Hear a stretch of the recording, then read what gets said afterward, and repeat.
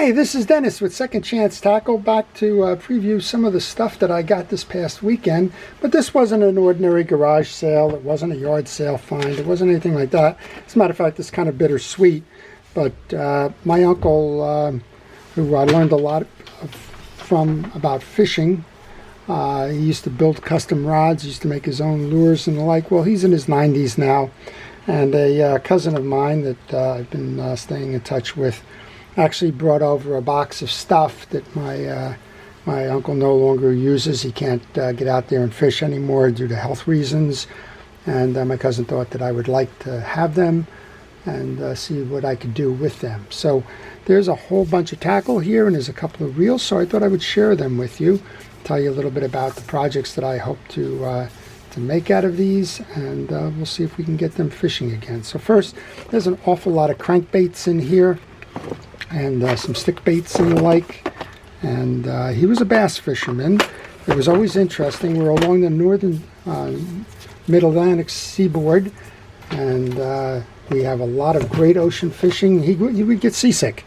He just didn't like going out on the boats. He did some surf fishing for a long period of time, but then turned his attention to bass fishing and was quite the expert on it. So I got a lot of these bass jigs. Got some storage containers and the like, and a whole bunch of crankbaits and a few jerk baits in there, and I'm looking forward to doing that. Now my cousin, he's a great bass fisherman as well, but he stays more with the latest and the greatest on the tackle, and I guess if it's been sitting around a while, well, that's not the latest and greatest, is it? Yeah, I also have a couple of reels in here. I've been told that these were all-time favorites of his, and they've kind of been fished out. We're going to see. We have a couple of Shimanos. We have the Bantam Mag Plus. We have one that looks like to be a parts reel. We have one that's running, but I'm understanding that the gearing may be worn. Maybe we can do something with the one that's a parts reel. And we have a right-handed one as well. I know who's fishing the right-handed one and who's fishing the left-handed one. They run, but I'm told that they're just tired. We'll take them apart. We'll see what we can do to service them. Then I have this one. Not quite sure. I'm thinking that this is a pinnacle. So this is probably something you can't do anything with. There's limited pinnacle parts. If this one's not working, it may or may not be working. The rotor seems separated. There's no bail. That's nothing more than a parts reel. And it looks like something to feed our neighborhood cats. Okay, we've got a few other things here, but before I get into those, I want to just take a moment to thank our first responders and essential personnel, all of the people that are involved in keeping us safe during the pandemic, whether you're uniformed services like police, fire, EMT, first aid and the like, or if you're kind of behind the scenes, and especially shout out to the teachers that will be going back into school soon. Thank you for all that you're doing to try and make our life normal. So let's just continue a little bit more here. Don't want to take up a lot of time sharing this with you. I don't think we have a fly wallet there.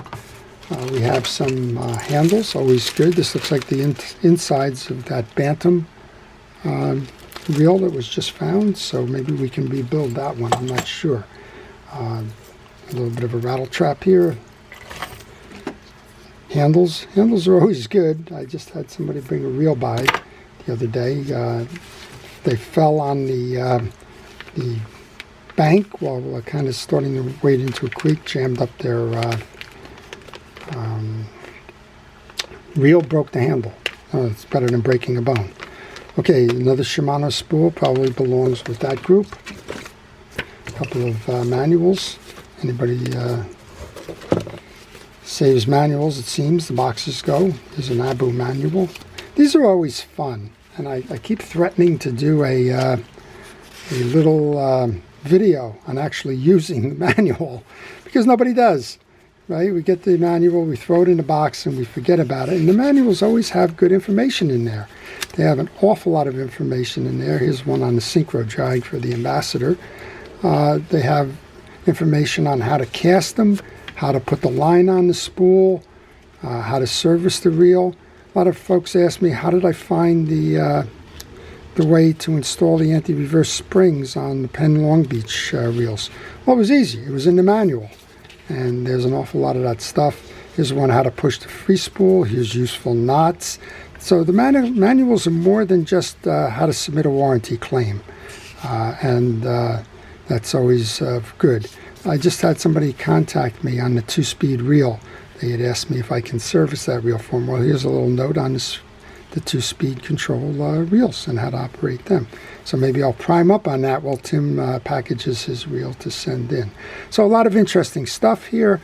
I encourage you, if you have your manuals, don't just get anxious to go out on the water and go catch fish. Go take a look at them. You'll be surprised what you'll find inside some of these.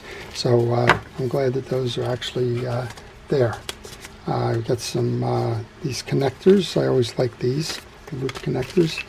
They probably knows that I need some tools here. Looks like a whole bunch of soft baits. Plenty of worms here. Salt impregnated. So some folks wonder when they see these things like salt impregnated, what does that all mean? These are Strike King baits, right? Well, salt impregnated actually helps that worm sink. It makes that worm heavier than the plastic. And there's various things that folks will put into them. You'll read all kinds of things as they are there. I always have some buddies that get the molds, and they start doing these stick baits and the like. And they don't put things in it. They just make it pure plastic, right? Well, a lot of these are scented. A lot of these are, like I said, here's a stick bait. There's some things that go onto these things, whether it's the gulps or the like, that go well beyond the plastic formatting of those. So just pay attention to them. Here's some crawlers and the like. All right, so it looks like he also gave me an opportunity to go fishing. Here's Yamato's stick baits with those worms.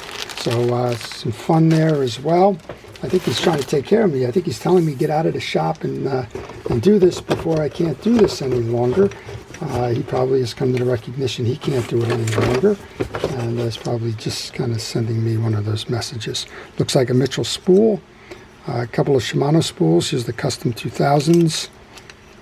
I didn't see the custom reel in there, but I have some customs. And this one looks like a, yeah, this is a Mitchell spool as well. They look like they're for the 308, 408 series, so I'll be glad to use that. Have a Power Probe, pack braid, and he must be looking over my shoulder now because I need these as well. They're big storage cases for pieces and parts. So I'm just delighted that my uncle and my cousin thought about me, and we'll get some payback somewhere in there. In the meantime, I have a couple of project reels that I'm going to work on. I will try to do in the left and right versions of the Shimano Mag. These are the earlier ones, but boy, they're still fun to fish and beautiful reels. I'm going to find out what he means by telling me that they're kind of worn out. We'll see if that just means drags, if that means gear wear or what. Looks like we have some backup parts in the case that it happens to be that. And it looks like we got some research and some other fun things to do when I get around to that. But I think I'm going to take a cue from him. I think I'm going to go fishing. So I'm going to wish you all a great day. Please stay well, stay safe, stay healthy, and thank a first responder if you run into them. And have a great day. This is Dennis with Second Chance Tackle.